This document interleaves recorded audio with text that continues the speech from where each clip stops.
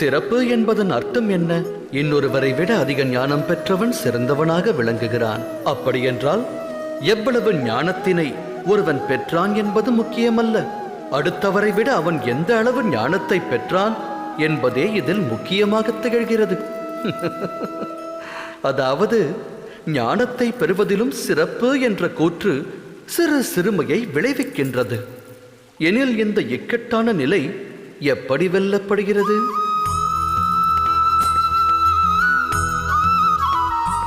சிறப்பென்பது சில காலங்களுக்கு நீடிக்கும். ஆனால் சிறப்பு நிரந்தரமான நிலையை பெறாது. சிறிது காலத்தில் சந்தோஷமின்மை, வருத்தம், போராட்டங்களும் துவங்கிவிடும். ஆனால் சிறப்பினை பெறுவதற்கு பதிலாக உத்தமமாவதற்கு முயற்சித்தால் என்ன நிகழும்? உத்தமம் என்பதன் அர்த்தம் அத்தனை ஞானத்தையும் பெறலாம் என்பதாகும். இன்னொருவரை விட சிறப்படைய வேண்டிய நிலை இதில் இல்லை. ஆத்ம திருப்தி அடையும் வரை பிராப்தத்தை பெறலாம். உத்தமம் என்னும் மார்க்கத்தில் மற்றவர் மீது பொறாமை ஏற்படாது. ஆத்ம ஞானத்தை பெறுவதே உத்தமமாகும்.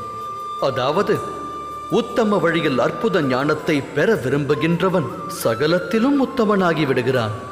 எவ்வித முயற்சியுமின்றி அவன் சிறந்தவனாக திகழ்வான். ஆனால் சிறந்தவனாக வேண்டும் என்று முயற்சிப்பவன் சிறந்தவன் ஆனாலும் ஆகாவிடினும் உத்தம நிலையை எட்ட மாட்டான்.